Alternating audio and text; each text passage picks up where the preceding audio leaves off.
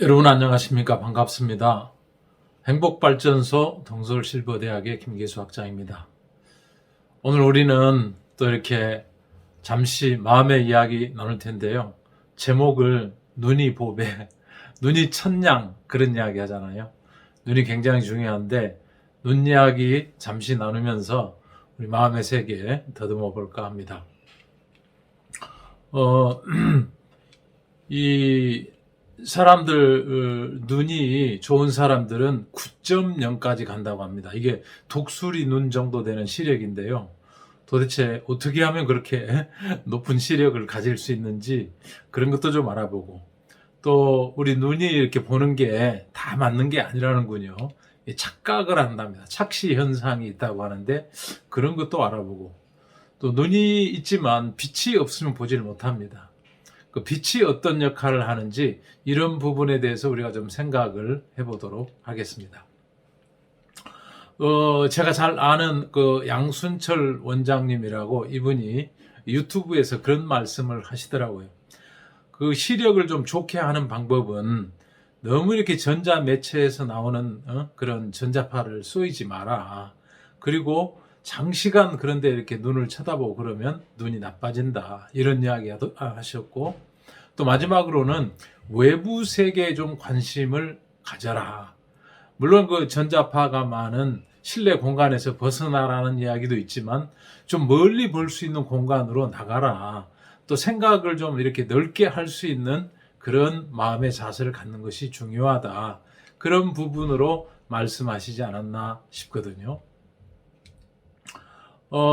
이 YTN 사이언스 TV에서 어느 때인가 이렇게 잠깐 보니까 타일랜드 지역에 있는 모겐 지역에 있는 모겐 사람들의 시력이 9.0 된다는군요. 거긴 굉장히 맑은 하늘이 있고요. 탁 트인 그런 공간들이 많아가지고 사람들이 그렇게 멀리까지 쳐다볼 수 있게 되면서 눈이 굉장히 이렇게 시력이 좋다고 합니다. 그 다음에 뭐 티벳에는 5.0 사람들이 많고, 몽골에도 드넓은 초지가 많잖아요. 초원이 많잖아요. 그래가지고 4.0 가는 사람들도 많다고 합니다.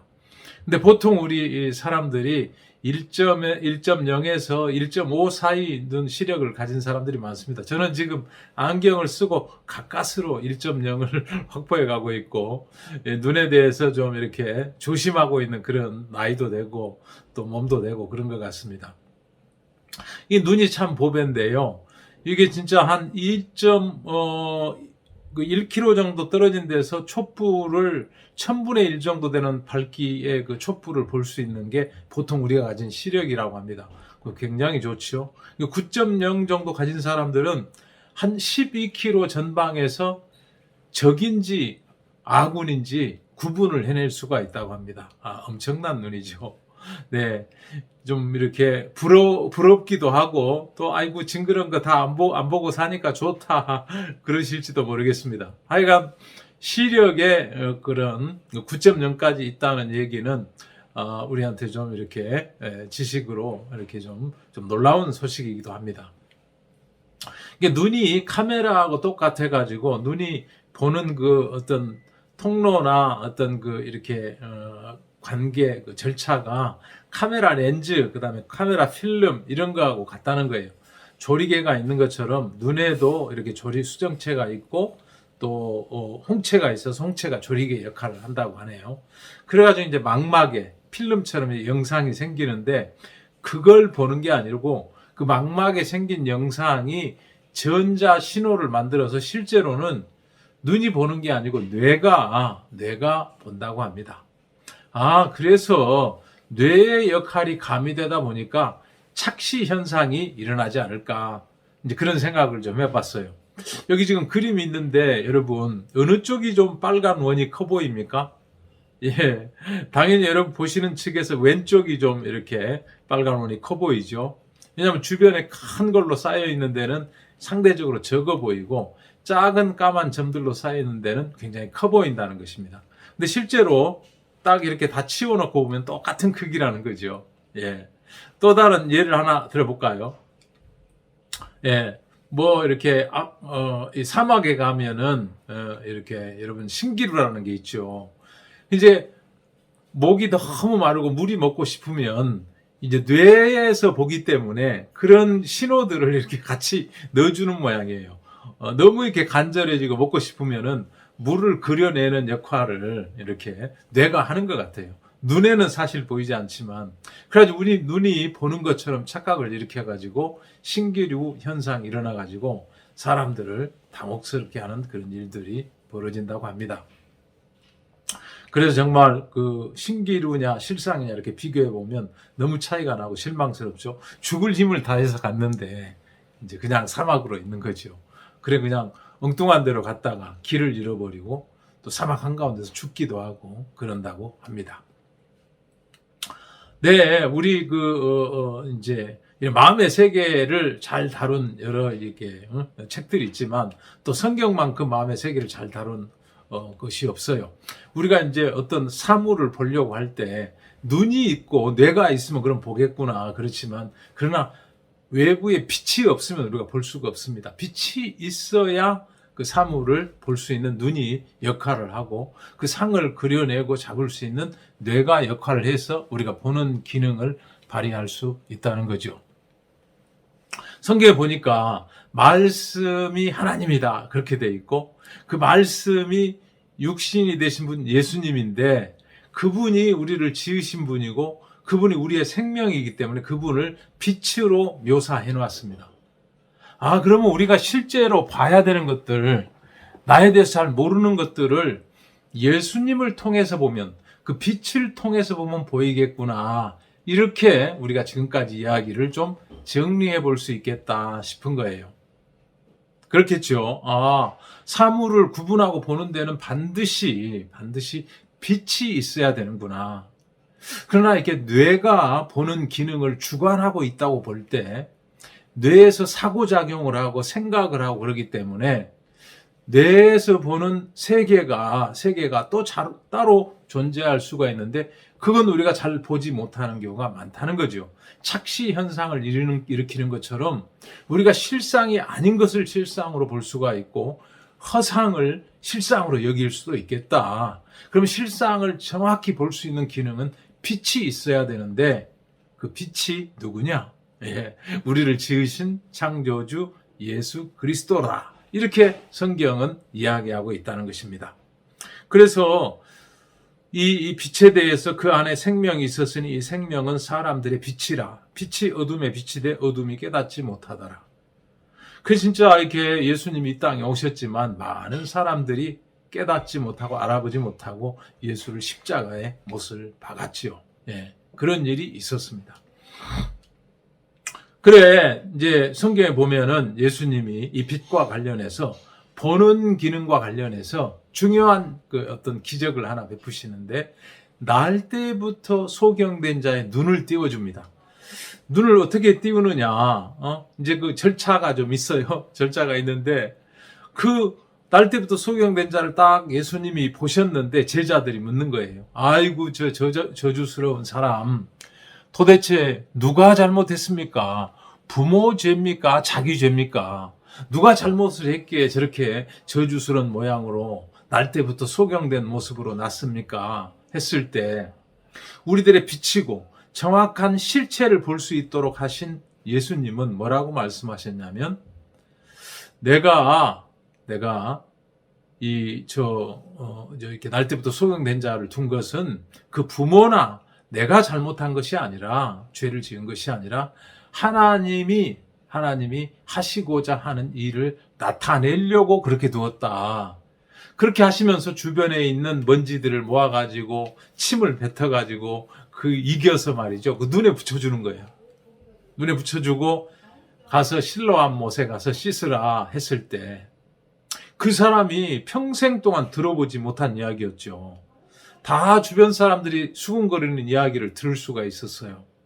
왜냐하면 눈이 보이지 않으면 귀가 굉장히 발달한다고 합니다. 그 주변에 많이 떨어진 데서 수군거리는 소리를 수도 없이 들었는데 주로 하는 이야기가 그런 거 아니겠습니까? 자기 죄일까 부모 죄일까 저주를 받았네. 태어나지 말았어야 할 걸. 별별 저주스럽고 불편한 소리를 수없이 들었을 거예요. 근데 오늘 예수님을 만나면서 빛이 되신다고 하는 예수님을 만났는데 그분은 너무 놀라운 빛을 이야기하시는 거예요. 너무 놀라운 빛을 이야기하시는 거죠. 다른 게 아니고 하나님이 하시는 일을 나타내고자 하셔서 그를 세상에 이렇게 내보냈다는 거예요. 날 때부터 소경된 자로. 네, 그래서 이 말을 마치시고 그 먼지를 긁어 모아가지고 침을 뱉어서 이겨서 눈에 붙여줬을 때 실로암 못에 가서 씻으라고 했을 때 이 사람은 갈 수가 있었어요.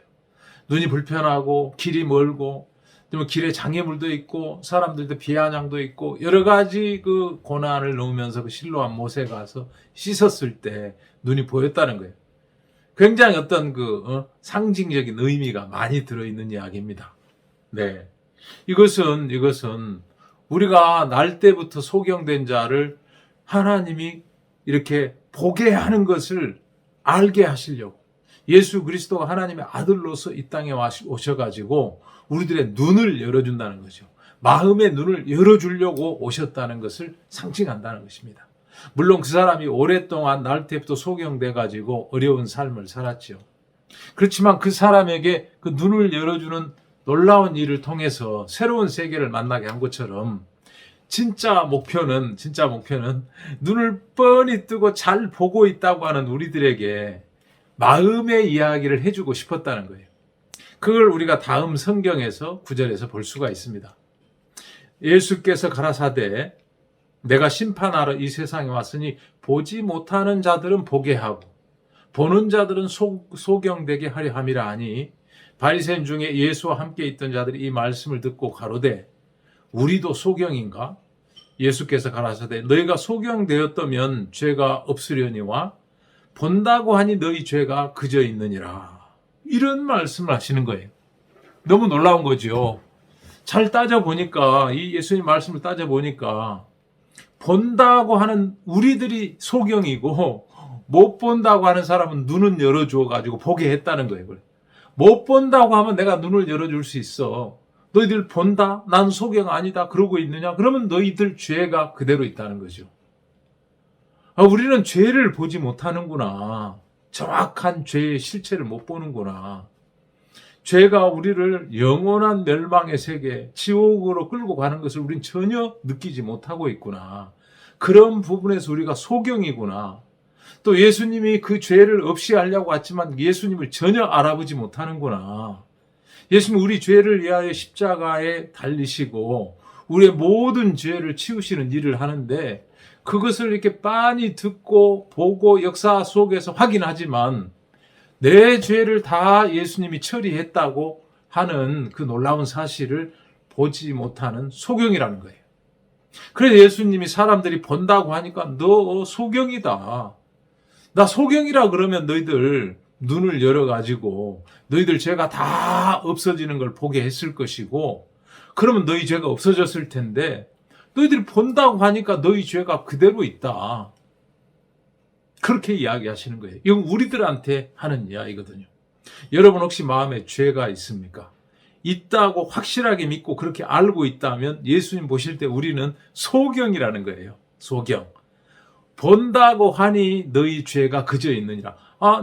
내 죄가 여기에 그저 있네? 그러면 내가 본다고 하는 것은 거짓말이구나. 내가 소경 맞네. 내 눈을 좀 열어주세요. 이 마음이 될 때 하나님 우리 눈을 열어주고 죄가 없어지는 이야기를 할 수가 있다는 것입니다. 그래서 예수님은 보라 하는 말을 이렇게 세 군데나 써놨어요. 예, 보라. 보면은 된다는 거예요. 보면은. 네, 그 중에 두 군데는 오늘 생략하고 한 군데 제가 말씀드리면 보라 세상 죄를 지고 가는 하나님의 어린 양이로다. 누굽니까? 요한이 바라본 예수 그리스도예요. 요한은 예수님으로부터 영적인 눈을 떴어요. 눈을 떠가지고 예수가 하나님의 아들인 것을 보았고 또 예수에게 자기가 어저께 넘겨준 죄를 보았고 온 세상의 죄를 예수 등에 넘기는 그 역할을 한 사람이기 때문에 이튿날 요한이 예수께서 자기에게 나오심을 보고 가로되 보라 세상 죄를 지고 가는 하나님의 어린 양이라 하고 외칠 수가 있었다는 겁니다. 그래서 세상 죄를 지고 가는 하나님의 어린 양, 그 제물이 들어져서 우리의 죄가 다 씻겨질 때 그걸 알게 되면 내가 눈이 번쩍 뜨이는 거예요. 아, 내 죄가 없어졌네. 정확히 보는 거죠. 실상을 보는 거예요. 우리는 여태까지 속았습니다. 죄가 있다고, 내 마음 안에 있다고 속았습니다. 그러나 실제는 예수님이 온 세상의 죄를 지고 나가셨다고 성경은 쓰고 있고, 그걸 실상이라고 하고 있고, 그걸 보지 못하는 자를 성경은 소경이라고 하는구나. 그걸 우리가 알 수 있다는 것입니다. 네, 오늘 그래서 눈의 시력 이야기도 했고, 착시 이야기도 했고, 눈이 보는 게 아니라 뇌가 본다는 이야기도 했습니다. 우리 마음이 어떤 것을 정확히 보는 거죠. 정확한 마음을 가질 때, 창조주의 마음과 연결될 때 우리는 비로소 실상을 볼 수가 있습니다. 우리는 예수님이 죄를 다 가져간 걸 보지 못하는 동안은 죄가 여기 있다고 그렇게 잘못 알고 있는 소경이라는 것입니다. 예. 본다고 하니 너희 죄가 거저 있다 하신 예수님 말씀처럼 우리가 바로 소경이라는 거예요. 그런 우리를 눈을 떠주기 위해서, 띄워주기 위해서 날 때부터 소경된 자를 그 땅에 있게 하셨고, 그 소경의 눈을, 그 진흙을 여기가지고 발라주면서 그 눈을 뜨게 해주는 일을, 그 기적을 베푸신 거예요. 우리를 사랑했기 때문에. 우리의 영적인 눈을 띄워서 세상의 모든 죄는 내가 다 책임져서 이걸 분명히 볼 수 있도록 하나님이 예수 그리스도를 통해서 그 일을 하셨고, 보라, 세상 죄를 지고 가는 하나님의 어린 양이로다. 예. 이걸 우리가 이렇게 보고 인정할 때 우리는 비로소 눈을 뜬 것입니다. 그래서 우리가 그 눈을 뜨기 전까지는 우리가 소경이구나. 내가 죄에 대한 아무 감각도 없고 죄가 어디에 있는지도 모르는 소경이구나 인정할 때 우리는 예수님의 도움을 입어서 그 기적 같은 놀라운 사랑을 통해서 우리가 눈을 뜨고 죄가 없는 의인이 된다는 이야기입니다. 오늘 마음의 이야기 여기까지 해봤습니다. 여러분, 이렇게 짧은 이야기지만 눈에 대해서, 눈이 보배고 눈이 천냥이라고 하는데 한번 생각해 보시고, 진정한 눈, 예수님 와서 이 땅의 모든 죄를 가져간 사실을 볼 수 있는 눈을 우리 마음에 장착하면 우리 삶이 얼마나 편안하고 평강하고 정말 이렇게 기쁘겠습니까? 이런 부분에 대해서 우리가 오늘 잠시 함께 생각해 봤습니다. 다음에 또 만나 뵙기로 합니다. 감사합니다. 안녕히 계십시오.